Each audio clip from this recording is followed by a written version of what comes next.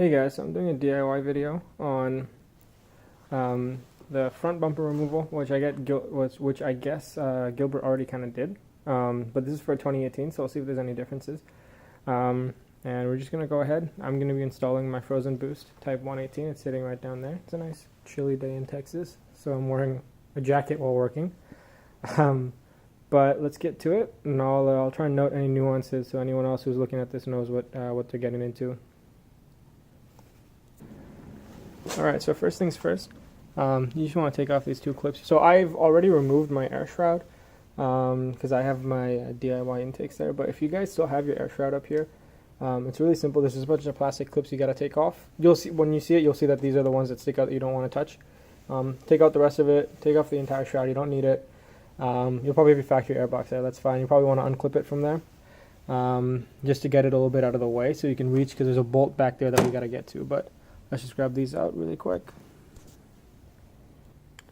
Okay, so we got those two clips out, and then back here, you're just going to lift this a little bit, just pry it up. Let me see if I can get down there. You'll see there's, let me see. See, there's that silver looking bolt right there. We're going to take that out. I think these are all 10 mils. So just make sure you got the right extension. I like to work with, I have a couple more different types of extensions, but I think this long one's going to be fine. I don't think I'm going to need anything longer than that for anything we're doing today. And then we've got 10 mil. I've got a swivel just in case. I think my other 10 mil's on that still. Because most of the bolts on this car actually are 10 mil in general. And just a regular ratchet. So, kind of stupid oversight. One thing I forgot to do is I forgot to jack up the front of the car. So I'm just going to really quickly get it up, put it on 2 jack stands. Just so, because down here there's a couple bolts we got to get down there. And, actually there's one bolt and a couple clips we got to take out. So let me just get the car jacked up and we'll work on that. Alright, so I ran into a little bit of an issue. My car is lowered on RSR down, so I can no longer get my low profile jack underneath the front of the car to get to the jacking point that's in the center. So I got to use a side jacking point, but then I can't get a jack there, so we'll just do it one side at a time. If you see here, just one clip there that you got to get rid of. Phone's not focusing, but I think you get the idea right there. So we're going to take that out, and then there's a bolt behind that. So it is actually still pretty similar to the 2017. You don't have to pull anything out. Mine's just, I guess, because I've never peeled it back, it's just a little tight. So just very gently pry it, and you're just going to pull out the fender liner, so I'll go ahead and do that. So one thing to note, again, because that splitter, you see right down there, just where the splitter's kind of contacting the fender, you can see right there. You want to be careful when you pry the fender back. You don't want to bend that. Mine's already kind of deformed, if you can see from the side. I'm hoping it goes back to how it was. Sorry, the autofocus is being really shitty. Yeah, see right there. So just be careful when you pry the fender back. But there's a bolt in there, kind of same as what Gilbert's video shows. So let me see if I can kind of show you guys this. Holding this in one hand while I peel this back in the other. But right there, you see where the flashlight's shining, you kind of see the top of that bolt right there. Another 10 mil. Use an extension if you need to. Grab that out. Alright guys, so I'm starting to think that we probably do need to remove the splitter ones. Sorry for the back and forth. I didn't really find anyone else that had done the 2018, so I'm kind of just doing this. Kind of piecing together what Gilbert did with his older model front bumper and with the differences within the 2018s. So we took out these. There's the bolt and then 3 Phillips. I'm doing it on the other side. I don't see anything else that's technically attached to the bumper. Perhaps this piece, but this piece is all one. So I don't know if I got to take that off to get the bumper out, if the bumper's, hooked into that. So we'll take those out just in case. Worst case, we'll put them back. Just up here, these ones I'm talking about. We'll go all the way across. And hopefully that lets us take it out. Perhaps we don't actually need to take these out, so I'll let you guys know if those weren't needed. And you guys won't have to go through the trouble of putting those back after. Okay, so update. Pretty sure I got this right this time. So let me see if I can kind of... So those Phillips screws, we didn't have to take out. You don't have to take those out, but that first bolt that's back there, it looks the same as all the other bolts you took out down there from the bumper. All of those, take them out. Those are the ones that actually go into the body. These Phillips heads are just what screws, or these Phillips screws are just what screws the splitter onto the bumper as a separate assembly. So you don't have to take those out. You should leave those in. I'll be putting those back in shortly, but now we should be able to peel back the bumper. I don't have anyone else to hold it, so let me see if I can kind of show you guys before. So, you know, if anyone who's removed a bumper, if it's your first time, it's kind of scary because there's a lot of clips, you're afraid you're going to break them, but just, you know, go gently, pull it out, it'll come out nicely. Everything should be pretty loose, so, you know, don't be scared. I think I stole that line from Gilbert, actually. He says the same thing. Just kind of go for it, and if you see anything catching, you know, obviously double check that you removed everything. I'm going to double check as well if I see anything catching, but I'll let you guys know. So, just some of the trickier clips. The ones up here are a little bit tighter. Don't be scared. They're pretty tough plastic from what I can tell. They don't really break. Obviously don't, you know, put too much pressure. I saw something fly off earlier. Don't think it was a clip. I think it was just a piece of paint flaking off, but tell you if I broke something, so you guys don't make the same mistake. Also, for those of you that have the fully loaded packages with all the sensors and everything up front, be very careful when taking this off. One of my buddies with the 2017 told me he did his. He has, you know, radar cruise and all that, and he told me that he knew someone that pulled it off and they effed up their entire radar cruise system. So, you know, be very careful when you're pulling off the bumper. You don't want to knock anything out of whack. But let me grab this set and then we'll pull it off. Okay, so we got it off. Didn't break anything. Just to give you an idea, this is what the clip should look like when they come out. You know, if they look like that, you didn't break anything, you're fine. It should look like this on both sides. You got that squarish one, this one little tab. Can't really see because of the lighting. And then this right here. Got a little bit of blood.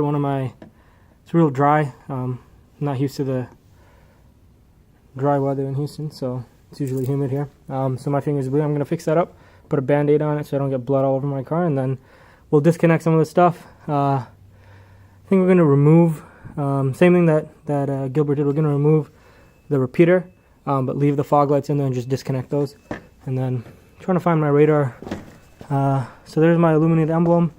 These are my sensors up here. I don't know if those are the radar sensors or what. I'm going to be safe just in case they are, so we don't mess anything up. And I've got my camera up there. You see the harness for the camera going in back there, in case anyone ever needs to see that. Yeah, let me get these harnesses off and we'll get going. Okay, so pull that fog light clip off. You're gonna unhook the blinker, the repeater, whatever you want to call it. I'm sorry, I was showing you the flashlight. There we go.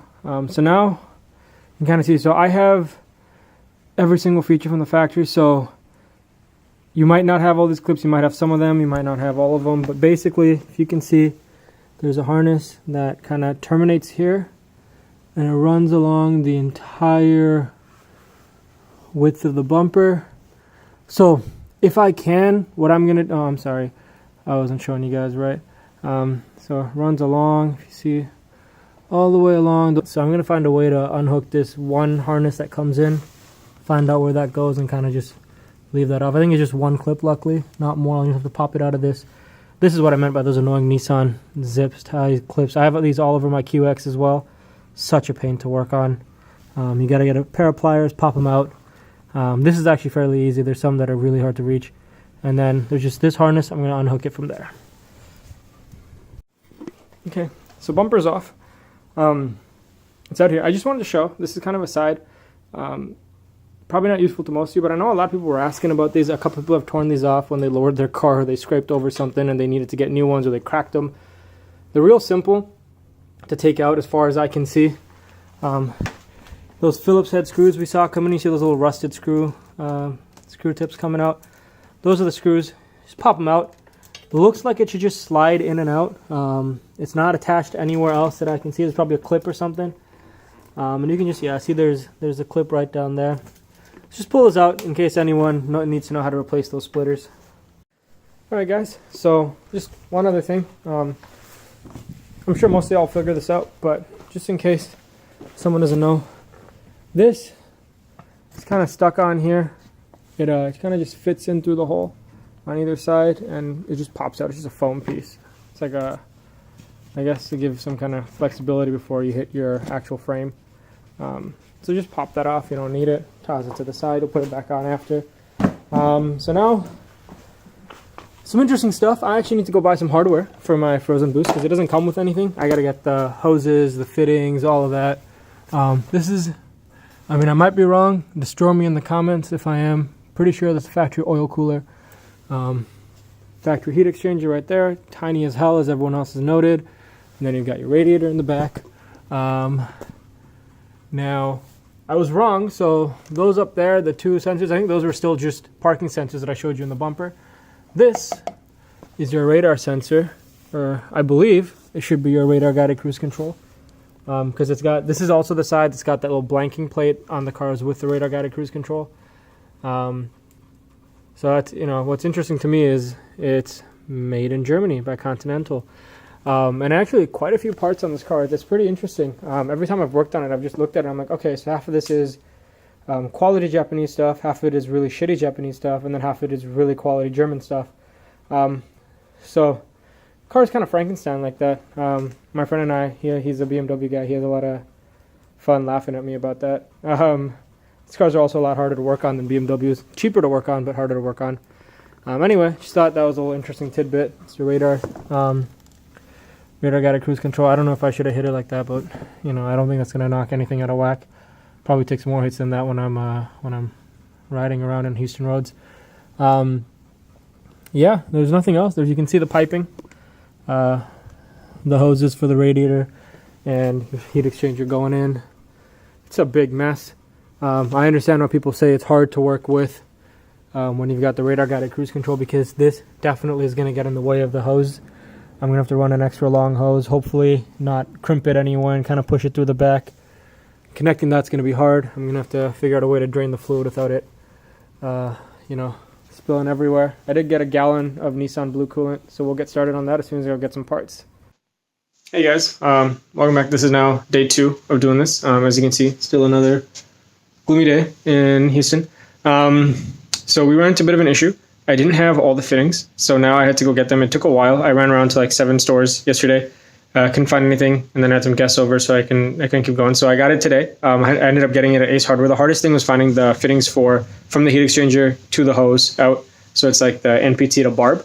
But I'll show you guys the parts of everything I got. I'm also thanks to he goes by Lord on the Facebook group, the VR30 Tech Talk group. He has a little DIY on how to reinforce the brackets with aluminum, so I'm doing that as well. And I'll be showing you guys that as well. So I'm going to go over the entire parts list, and we're going to get started. And it is starting to rain, so it might get a little dark again. I might have to close the garage, but let's see how long we can keep it open. It's almost as if right on cue, it starts downpouring. Right as I was about to start working, and I just washed my truck too, so that's fun. Okay, let's take a look at these parts. All right, so here are the parts. So starting off with the FB Frozen Boost Type 118. Now, the part that I was talking about that was the hardest to find is this right here. One of them's in there. Basically, this is a 1/2 inch NPT, which stands for like National Pipe Thread. It's just a standard. And then this is a barbed 3/4 inch fitting for the hose. And that's what you're going to need. This took forever. I checked almost every hardware store. Checked Home Depot, Lowe's. I checked a couple Ace Hardwares before I actually found it. I checked all the auto stores. No one had it. They didn't even have it for special order or anything. So just go to whatever in your area has the most variety. For me, that was Ace Hardware, a really big Ace Hardware. They had everything, so I went there first. But yeah, this was the hardest to find. But you need this. So honestly, I would just order these off Amazon. Save yourself some time. I ordered a drain plug off Amazon. This is, I think, a 1/2 inch. Actually, might be. I believe it's a 1/2 inch. I forgot the thread. But that goes in right here at the bottom. You got a drain right there. I noticed the threads on the FB are a little bit. I don't know. I don't know if raw would be the right word for it. But they don't quite want to catch. So you'll kind of have to, even with the barbed adapters, it took a while.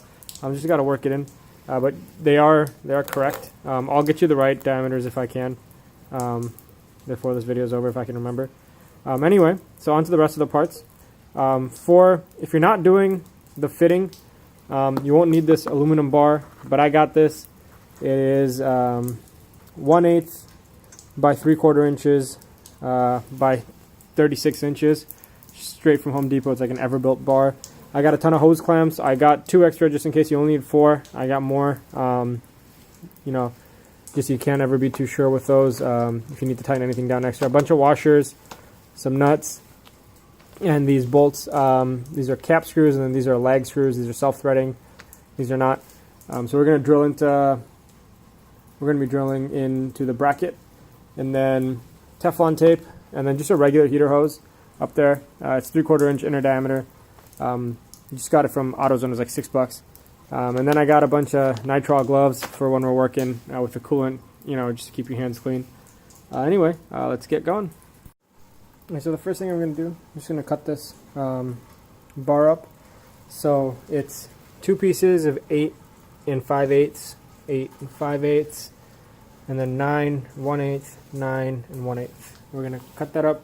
Use a hex or anything else you've got, and then just get those pieces ready. And we're gonna drill some holes in them to align it with the heat exchanger holes as well.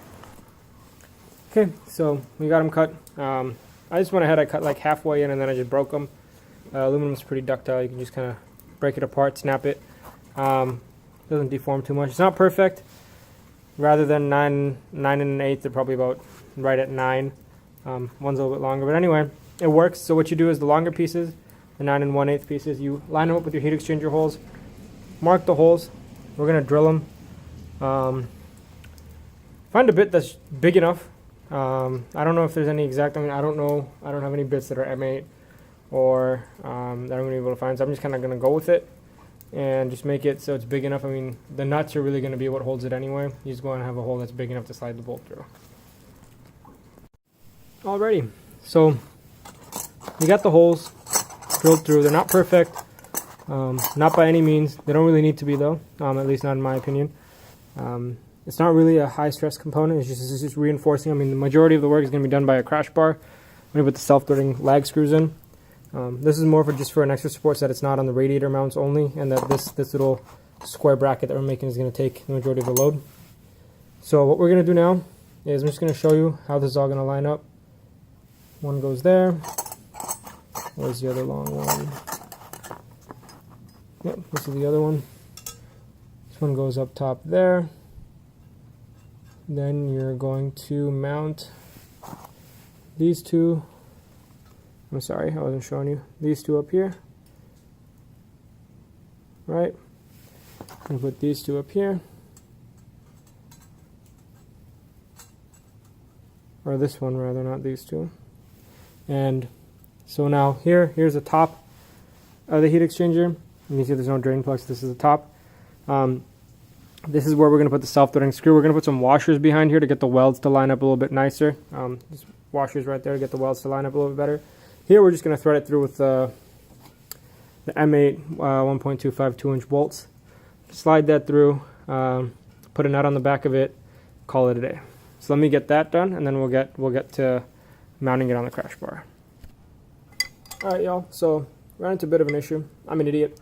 I don't know what these are called when the bolts are like this, but anyway, it doesn't have a thread all the way to the top, and that doesn't work for us because we got to put these nuts on, and they got to come all the way flush here.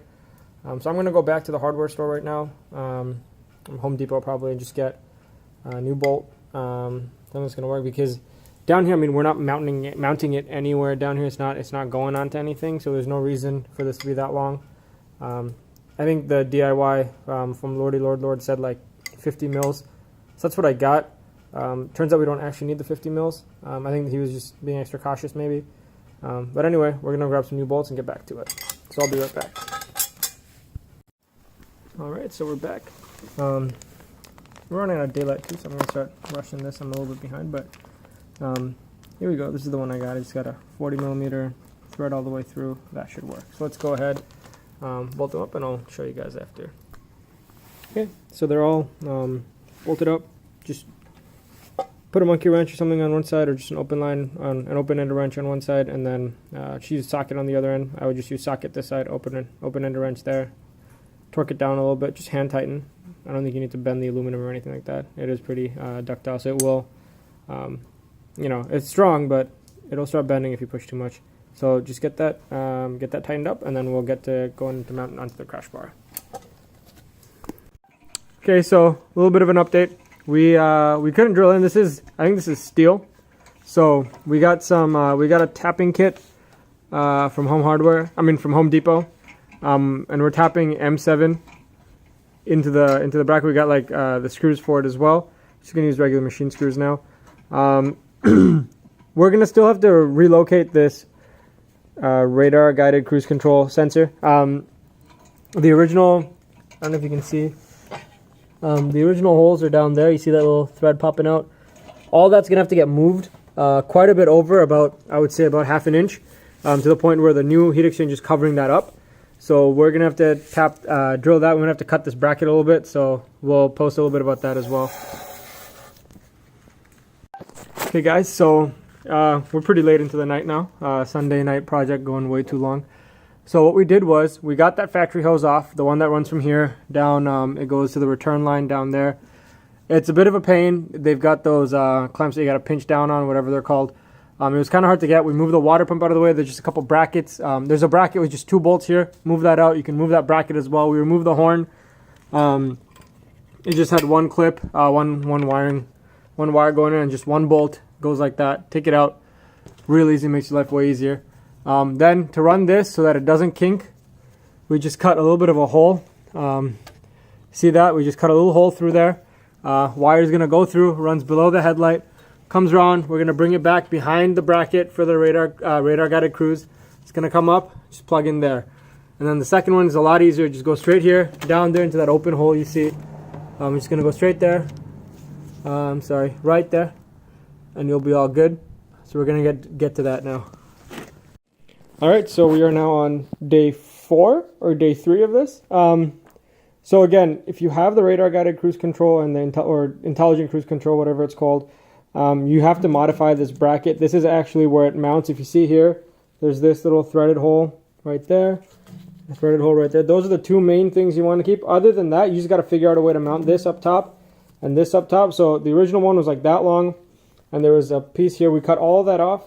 We turned this original hole into a slot so that you can actually slide it in, and you can adjust it as you need once you get the pipes back there. And then finally, we had to cut right here. This used to be a full square. We cut that off because the pipe passes through. You don't want it pushing in and kinking your pipe. Just keep that in mind. I wish I had taken a before picture, but I'm sure you can find them online. But I'll just show you all around so you can kind of see what it looks like. That way when you're looking for it.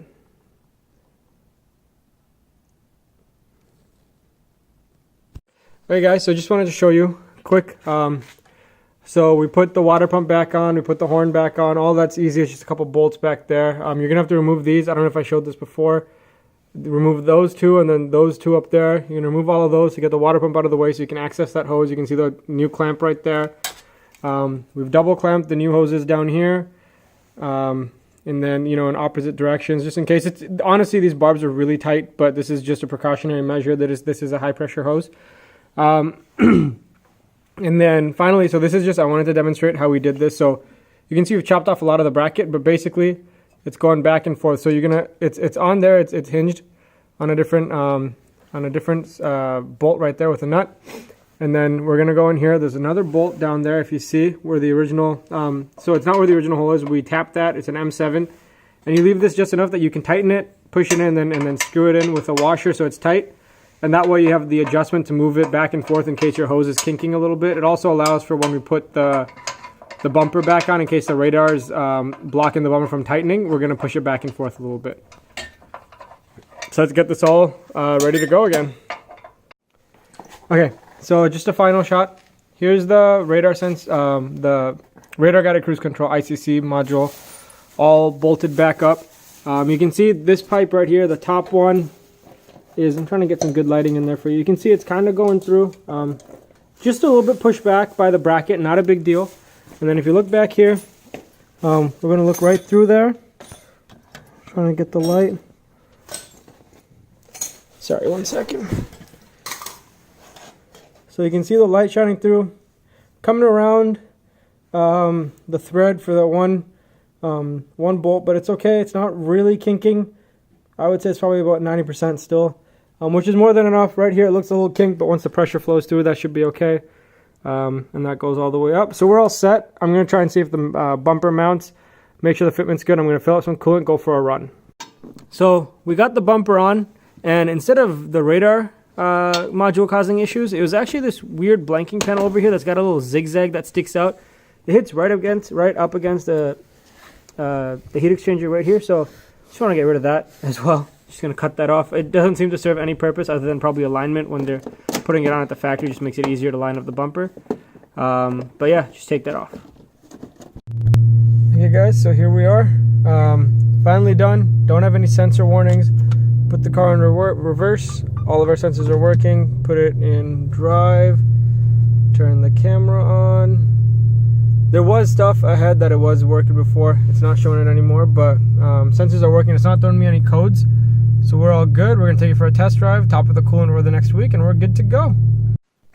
Okay, so I drove around with how it was last time for a day. It was leaking. I had to open it up anyway again to tighten some things so it stopped leaking. And then my radar guided cruise wasn't working because we relocated that module. So it turns out we didn't actually have to. So if you fabricate just this, so I got rid of that square bracket I had here. It wasn't really doing much for it anyway. We changed it up to here. We drilled through there. There's just a nut and a bolt back there, a nut and a bolt back there. These are from a BMW, you know, just for fun. And then we put a ton of washers here. I don't know if you guys can see. There's like 7 washers there, and that angle is this far back enough that these hoses will clear out the back of the original bracket without kinking, if you see back there. That way we get the original factory mounting position of this. This bracket's all the way pushed back except for like just the space of like 2 washers. So we put 2 washers on that. So the angle of this is the same as it would have been had this been pushed all the way back. So we're all set.